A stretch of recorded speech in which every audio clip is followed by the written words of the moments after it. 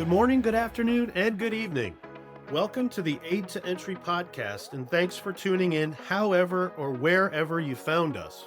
At Aid to Entry, we speak with executives, tech geeks, influencers, and changemakers who are embracing new identity technologies in the digital transformation of physical and online access. Now, what does that mean? Stay tuned, listen closely, and you'll find out. Because what we're talking about affects every part of society. We will talk with leading security experts in the industry who are beginning to see what I refer to as the art of the possible, which is using new identity technology solutions for creating a more touchless, mobile, frictionless experience for their end user customers. In this case, we're talking about physical and online access permissions at work and at play. Everything from boarding an airplane, getting approved for a home loan, going to a stadium to see your favorite sports team or concert, paying your taxes online, to logging onto your computer at work or just having a work door open because you have access permission using Aid to Entry technology. I call it moving from a Flintstones to Jetsons world, and it's happening before our eyes if you look for it. Critical to the conversation, though, we also need to be able to look at the legal, privacy, compliance, and trust issues we must take into consideration as we continue down this path. We need to educate the public about what businesses are doing with RPII, personally identifiable information, our data.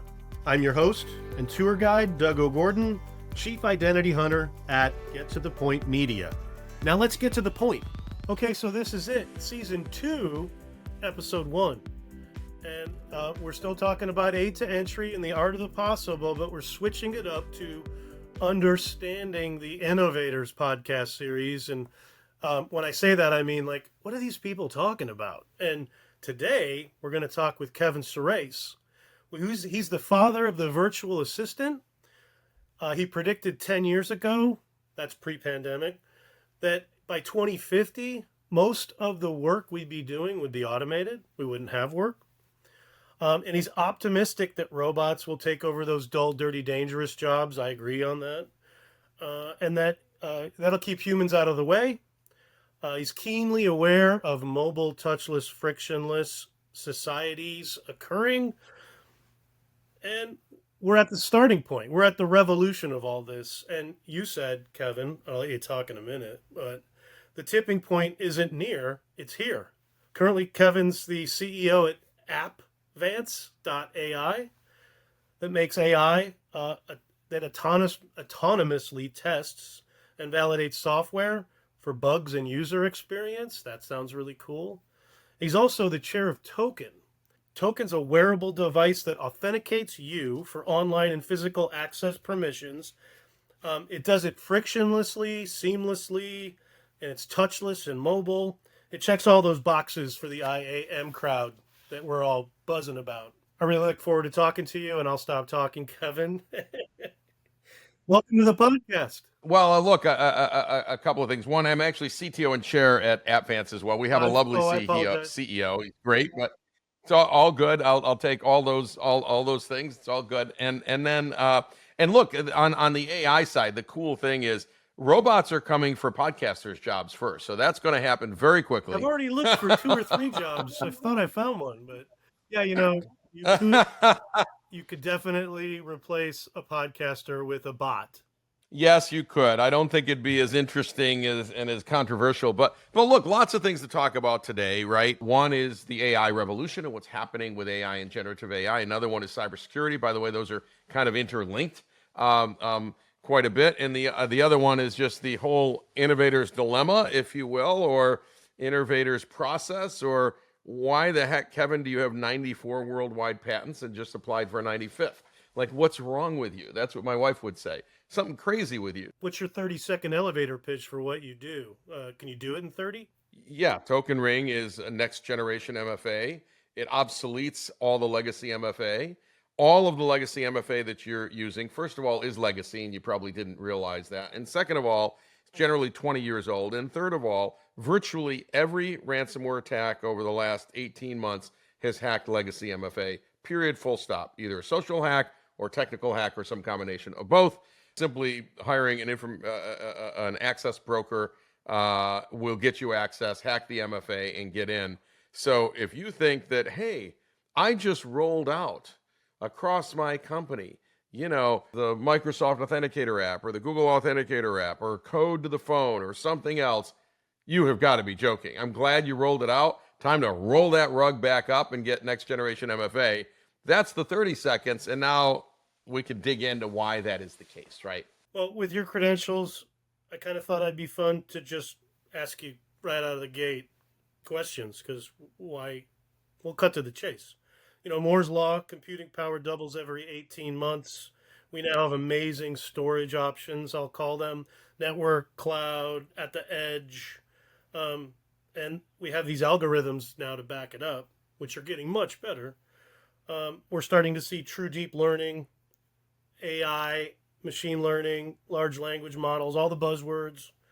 What does this mean for society today when it comes to all of this jargon, all of these buzzwords? Well, there's a couple angles at it. Let's just say first, we're democratizing access to technologies, techniques, and outcomes and output that used to take 10,000 hours to master, and now they take 1 minute.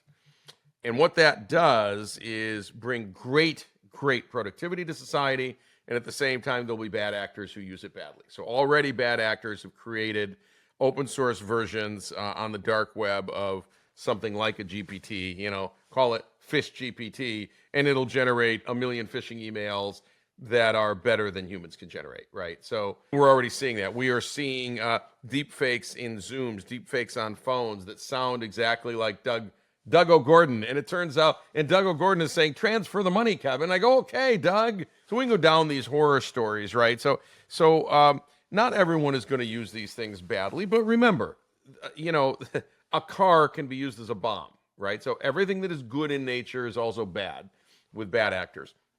But what's really happening is all about a transformational productivity increase in humans. And this is critical because when productivity goes up, the company you work for does better.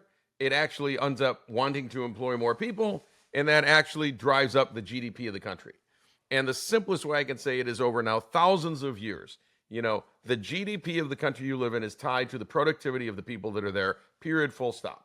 In fact, we should want higher productivity, so much productivity that we can all work 4 days a week and then 3 days a week and then 2 days a week because we've got all this technology working on our behalf. Now, in a time when we've got virtual no unemployment, 3.5% unemployment or something, this economy is not only fully employed in the United States, we have 10 million open jobs or so right now. So this is a really fascinating time, and we need AI to help us be more productive.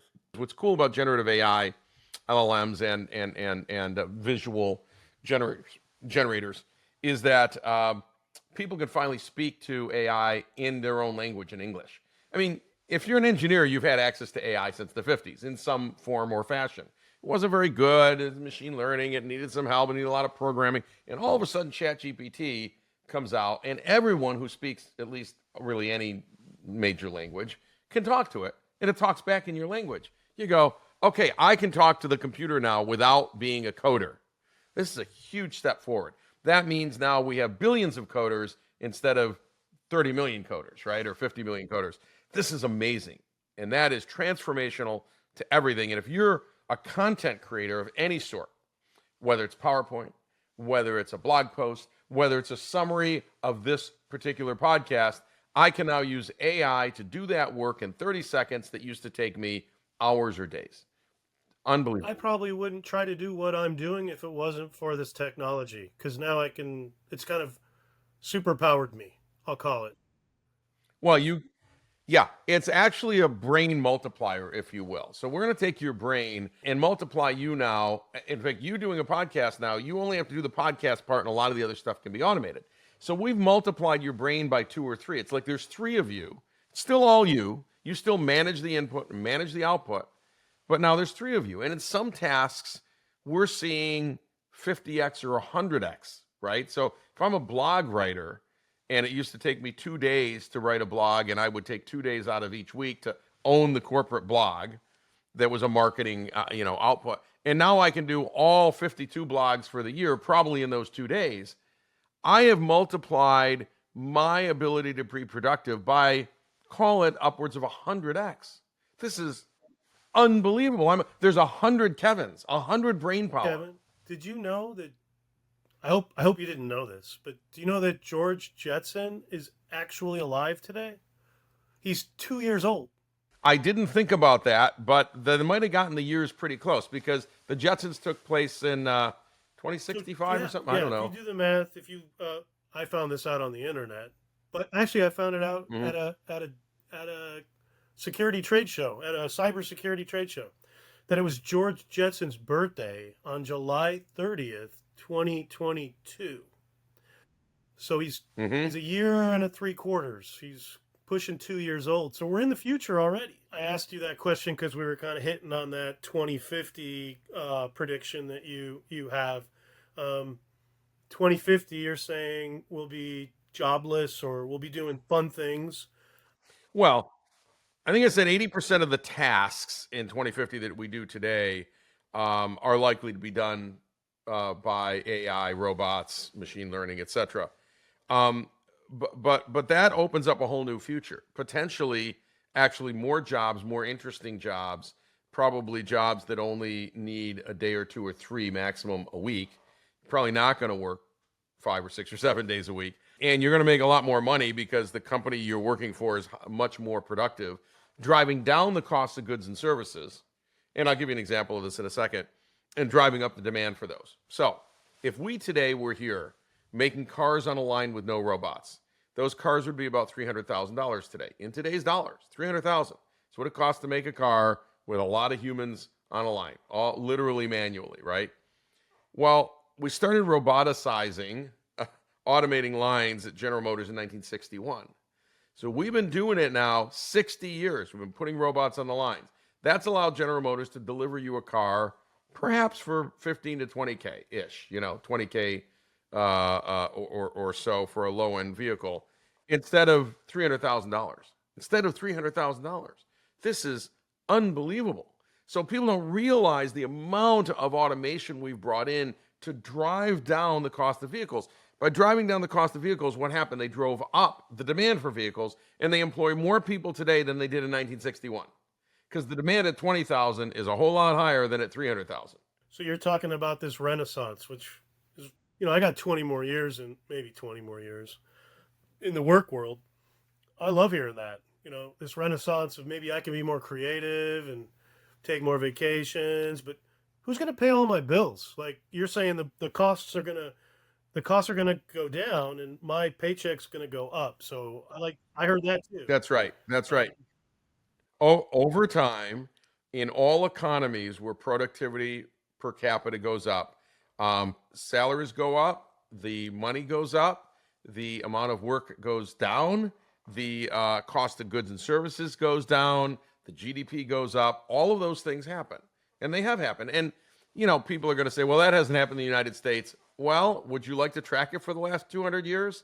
Our productivity per capita went up, our GDP went up, people made more money, and they are living en masse. And I know, again, not a political statement. I know there are people below the poverty line. I'm not saying that. But en masse, everybody lives a better life today than they did 50, 60 years ago, even though we have these dreams of, the 1950s when everybody could own a home. No, go look at those home stats. It wasn't that way, right? It was that way on TV. It was that way on Leave It to Beaver. It wasn't actually that way. So when you news aside, when you actually look at the stats, certainly people in Western societies that have high productivity are doing very, very, very well compared to their parents and their grandparents. And those societies that did not bring in automation, improvement in a variety of ways, countries in Africa, I don't need to pick one, but you get the point. You do not, I don't want to say that's not a place you don't want to live, but you are not going to live at this standard of living there. The vast majority of people are not going to be able to live at the standard of living that we have. So productivity per capita drives GDP, company, wealth, every single thing, including eventually dollars in everybody's pocket. All right. So we got to what I call the introduction, which was 15% of this conversation so far. Now we're getting to the real purpose of the Aid to Entry podcast, which is talking about promoting the safe, ethical use of using your identity for mobile, touchless, frictionless, online, and physical access permissions. So on a scale of 1 to 10, and 1 is a train wreck, and 10 is nirvana or tranquility, can we trust what's going on with the interconnectedness of technology? Oh, trust. Trust is a tough word. Um, yes, 10, 9 or 10. And here's why I say that. If we were sitting around at the time of the invention of the wheel, we would have had these same questions. Can we trust what's going on with those crazy people who invented the wheel and put it on a cart and they've changed everything? When Excel showed up and you were in finance and that thing showed up and here you were with a pencil, adding up ledger books, and then Excel showed up and everybody said, are you using Excel? And you go, I'm not going to do that thing. This is changing. Everything's changing too fast. I can't possibly do it. You would have been left behind. So what I can tell you is history shows those who do not accept and embrace the new technologies get left behind and die a pauper. It's just the way it is. You don't want to be in that bunch, right? You want to be leading the parade over here and embracing the technologies. And yes, I know all new technology brings some danger. It always has. However, we're not going to hook ChatGPT up to the nuclear arsenal. That'd be a bad idea, right? We're not going to do those kinds of things with it. But some people, bad actors, are going to use it to hack your accounts and cause cybersecurity issues, and we know that, and social engineering issues of those things. So there will be bad actors, but overall, the rate of pace of change has been increasing actually for thousands of years. There's a great chart on this that shows that radio showed up, or the car showed up, then radio showed up, then the TV showed up, and the telephone. And when Apple launched the iPhone 15, it was available in virtually almost 300 countries worldwide, pretty much within a week. Everyone could get it. Now think about the supply chain and the distribution and the sales, and it's got to work on the networks, and all of these things have all been worked out, and they all talk to the internet, which is worldwide. This is unbelievable. You can launch a product and it's available, hardware product, in a week or two worldwide. And if you launch something on the internet, it's available this minute worldwide. You could take a picture, you could take a snapshot of me right now, put it on Twitter, and literally, a billion people could have access to that, right? You could put it on services that are completely open, and every single person who has access to the internet would technically have access to that picture in 1 second. Unbelievable. Give me another example. If this was 20 years ago, even 10 years ago, and you said, I want to have a podcast, there was no such thing. But at the time, you might have said, I want to have a radio show. And they go, well, how do you want to do it? And you'd say, I want to do it this way, this way, this. And they said, you'd have to buy the radio station to do it that way. I'm not going to let you do that. It's not commercially viable or whatever. So you'd buy the radio station. And for something like $2.5 million, you have an antenna and you have transmitters and you push the button. You have all the time you want on the radio. Today, for, I don't know, a $200 investment, you can be a podcaster, right? This is unbelievable, right? So now we're democratizing the access to create content that you could have never created. So if you're not a Photoshop person, I don't know if you are. Okay, I'm a Photoshop person. I probably spent my 10,000 hours. It turns out maybe I didn't need to do that because now I have generative AI that will generate anything I want in 30 seconds or less, including images of me, reframing things, putting me in a different place, but coming up with stuff that's never been invented, putting mice on the moon, whatever I want. And I can use those in my presentations or in anything I want. We're starting to see, and I'd love to hear your viewpoint and what comes out of your mouth when I ask you about enhanced customer experiences using mobile touchless, frictionless access at work and at play. Where have you seen this in your life or in your day-to-day so far? We talked a little about Token Ring earlier, which is a company I'm involved with. Token Ring is a ring you put on your finger. It is tied to your fingerprint, basically. It works only with you. It's a wearable. You put it on, and it gives you access to your applications, your networks, etc. All legacy MFA is normally hacked every day. The pros know this already. Legacy MFA is codes on your phone and authentication apps and things like that. And so this is unhackable because it has no codes for you to share with anyone, no codes to steal. It's all inside the ring, and from that to something called a FIDO2 server, which is an industry server that confirms that the ring is valid, your fingerprint's valid, and then it allows access to your application. So this is a really fascinating technology. It's you never want to always, you say unhackable and people go, nothing's unhackable. It's virtually unhackable. It hasn't been hacked. It's not clear how one would hack it. It's unclear how one would get you to reveal anything because there's nothing to reveal. So this is the kind of thing that we need both for physical access as well as for application access. It is tied to biometrics, and the biometrics are not stored in the network. This is critical. Biometrics are stored in the ring itself. You put the ring on, and that's all you need to do every morning. Now, for your listeners, the importance of that, if they don't know, is if I store all the fingerprints in the network, even if they're encrypted, that becomes an absolute target. That is a vector, right? I want to go grab that data because even if I can't decrypt it today, I'll decrypt in the future, and then I have your fingerprint. So you never want to store any of that in the network. You want to store it locally, right? You want to store it in a place where it can't be stolen. And in the token ring, it is stored in a way that is in something called a secure element. And so if you take the ring apart, it destroys the data. Not only is it encrypted in there, but it would destroy the data. And so you actually can't get anything, even if you stole the ring. And if you stole the ring, you can't make it work because it doesn't work with your finger. And if you took it apart, it won't work because it'll destroy the data. So this is the kind of technology you want, right? Here's the more interesting conversation I think we could have with you, especially. There's this buzz in the physical security industry for going with digital credentials, mobile credentials for access control in your digital wallet for both physical and logical access. I call it that aid to entry inside of a company for better employee or better employer experiences. This is all great, but I see the value to like a token is that authentication layer, because if I have a mobile device and I'm holding a mobile device, I don't know if it's your mobile device or their mobile device. This whole authentication of you holding that device is the $1 billion question. I'm going to be quiet and let you talk now. Yeah, I think it's $0 question. I'll tell you why. Everyone's got bring your own device, right? And since they got bring your own device, you do not have, as a corporation, you have no ability to tell them what they can and can't do on their device. You don't know what the security is on their device. You don't have any control over that device. It's not your device.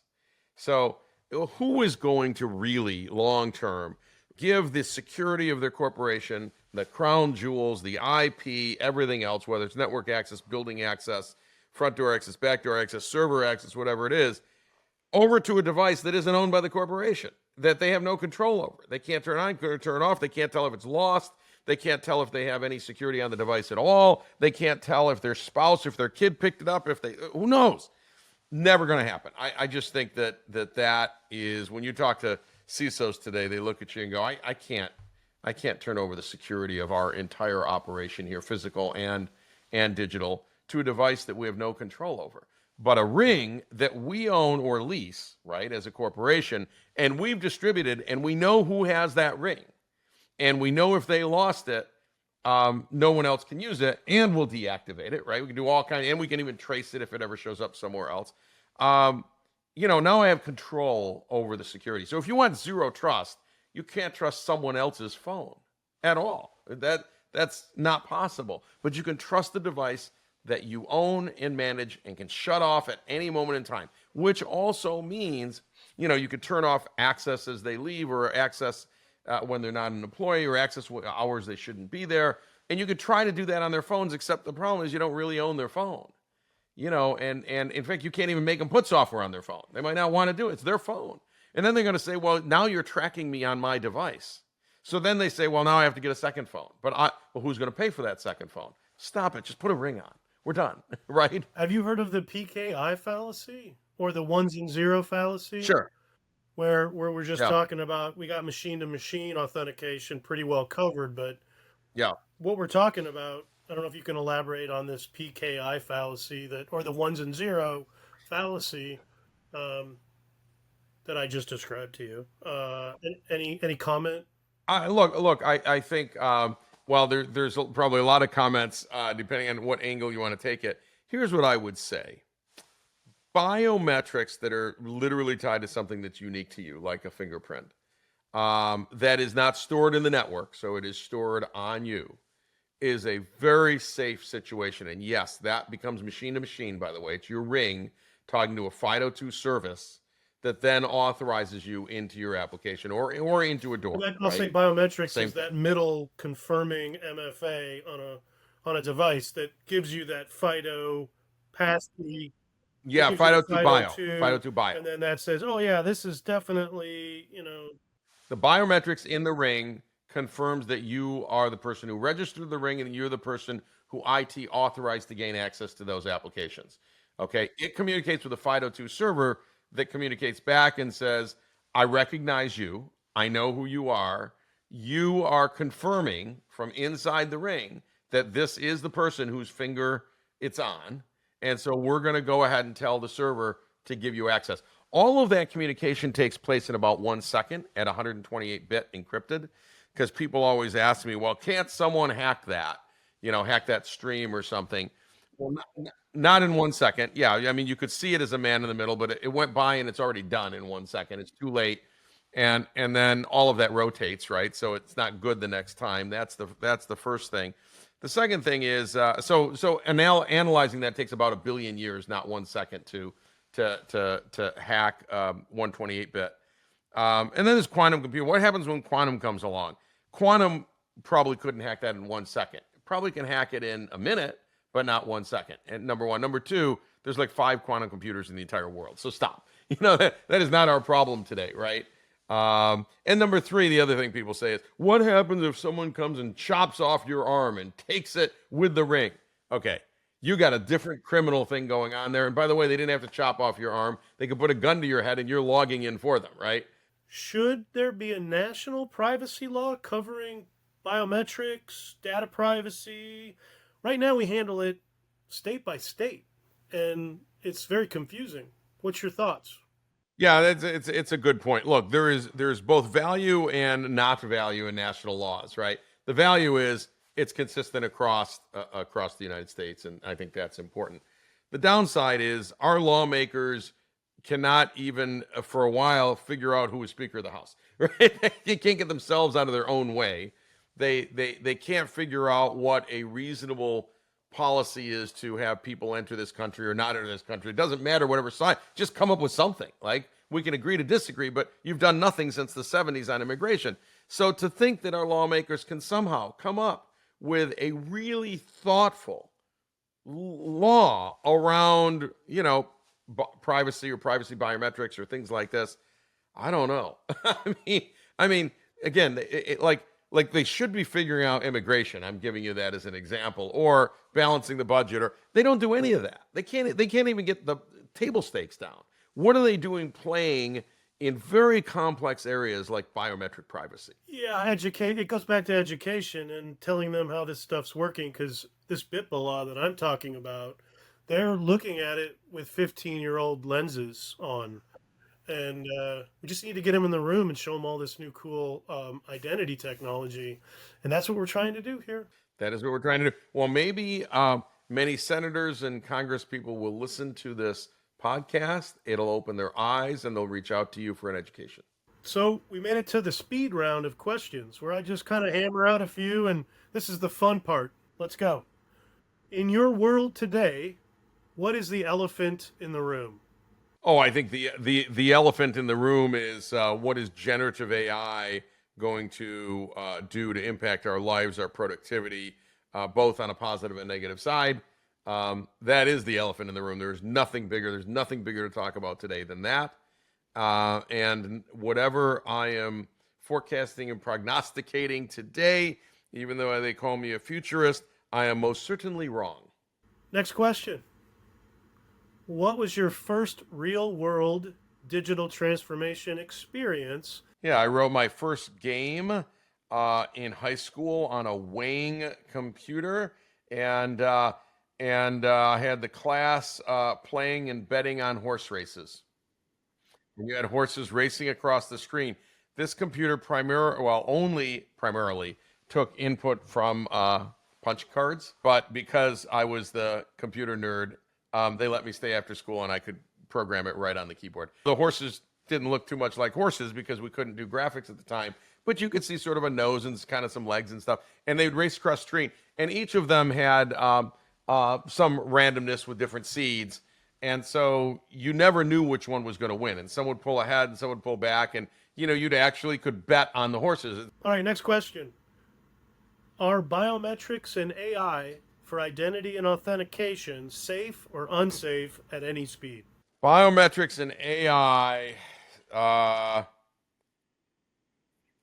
yeah, are they safe at any speed? If biometrics is stored in the way we do it for Token Ring, which is both decentralized and secure, that is exceptionally safe. Everybody has a body. Every body part could be a biometric. What's your favorite or most interesting modality to talk about? Yeah, there's lots of biometrics, but a lot of them are very hard to understand that they're unique. I know your nose is different than mine, but how do we really judge that? And yes, we've got facial recognition, but the problem is it's hard to carry a facial recognition device with you. It's hard to carry, when you talk about eyes. Yes, our eyes are unique and absolutely can be used to identify us, but generally that information has to be stored in the network somewhere because you're walking up to a larger thing just because of the size of our face and where our eyes are and all of that, right? The thing with fingerprint is it's small. I can now get your fingerprint on a ring. Well, I can carry a ring. We all wear rings. Of course, now everybody's wearing an Aura ring, so we've proven that wearing a ring is not a problem, right? So fingerprints have been great for a long time. They're unique on the order of 1 in a billion or so. We can make them unique to electronics on the order of 1 in a million or so. This is an unhackable thing practically even today, and it's small and you can deal with it on a portable device. Am I going to have a ring that scans your eye? Well, I can just scan your finger. Why? What's the point, right? So I think it's really hard to beat the fingerprint right now. Vacation destination, beach or mountains? Location, familiar or uncharted waters? Oh, beach, familiar. But my wife would say mountains, uncharted. You married the yin and the yang. I have that in my house too. And we get to do both. Like we climb mountains and we go to places we've never been. We hiked all the way across England from coast to coast. Literally, it was 217 miles. And had never done that before. I hope to never do that again, but I did do it. Proud of it.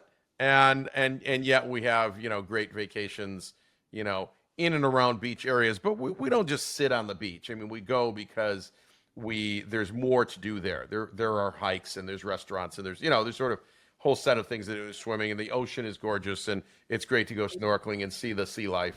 You said food. What's your favorite food item? Oh, well, I'm Italian, so anything Italian I'll choose over anything else. If this was 5 years ago, I'd say steak, but now there's so many people that don't believe that they should be eating other creatures, so I don't say steak, so I just say Italian, but I might sneak an occasional steak in once in a while, right? Part 2 of my vacation destination, beach or mountains question is, would you use new identity and authentication technology to get through England using a biometric or authentication technology? I'd have to understand where my biometrics are being stored and can they be stolen. On my ring they can't be stolen. On a token ring they can't be stolen. You can't even break into the thing. So I'm comfortable with that, right? If I'm going to China and they say, look, we're going to take your fingerprints and we're never going to do anything with them, I go, I'm not going to China. No, I don't trust you with my information.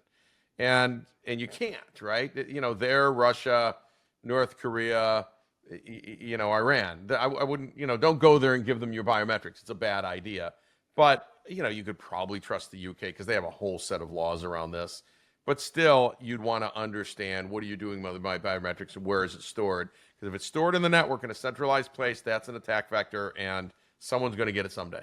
And so, how I normally close out this podcast, every episode, is by asking you again, Kevin Surace, father of the virtual assistant and predictor of the 2050 end of work,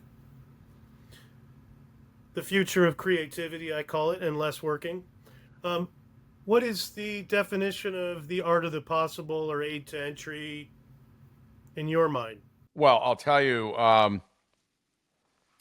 the art of the possible is very, very exciting because we're democratizing access to everything. You will have the ability to do what a Hollywood director, producer, or studio does today, and you're going to be able to make a movie, an entire movie, somewhere around 5 years from now, for $100 instead of $100 million, and it may look every bit as good. Now, I can't make you a great storyteller, but if you have a great story to tell, you're going to be able to tell that story without selling your script to a movie studio that has all this infrastructure to make movies, because you will have the infrastructure at your desk to make a movie.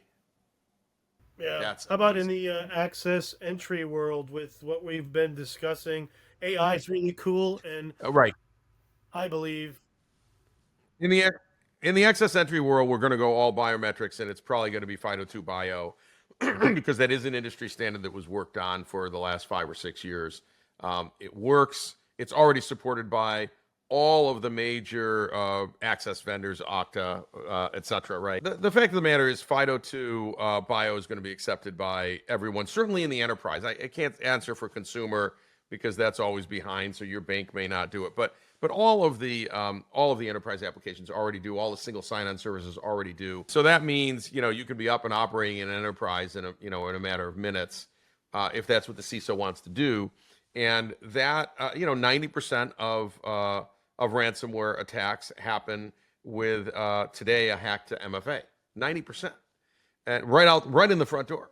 And so you've closed 90% of that access point, right?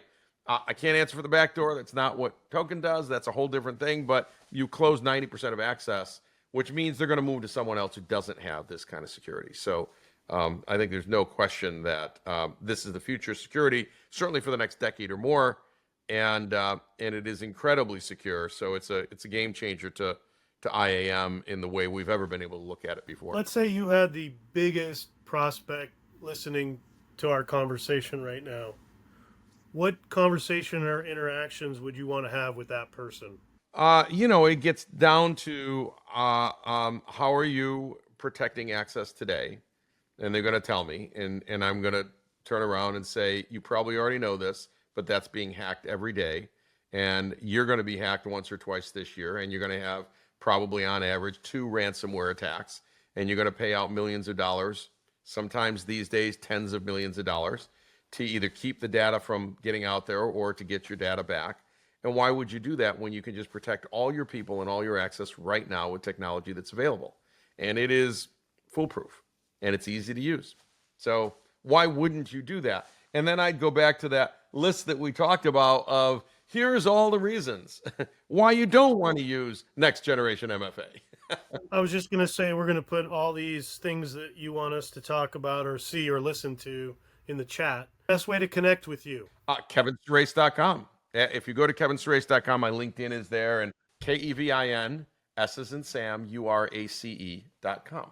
It's my website, and there's a LinkedIn there. I do answer my LinkedIn direct messages, and you can also go to tokenring.com and fill out a form for demos and information and stuff like that. Nobody in the identity industry is going to do that, Kevin. I know. They can LinkedIn me and say, I just want to talk to you, Kevin. Yeah, right. Or reach out to me and I'll get you I'll get you a hold of Kevin and we'll talk. Exactly. We'll riff. Kevin, thank you very much. We learned a lot today. And I really appreciate the time you took to be on season 2, episode 1 of which I'm calling the Understanding the Innovators, which you are. You've got a long list of techness, I'll call it, tech and cyber. And I look forward to talking to you more about the art of the possible. And in my close, I always tell people, let's get physical and online access permissions under control before it's too late and they get out of control. You are right. That's right on.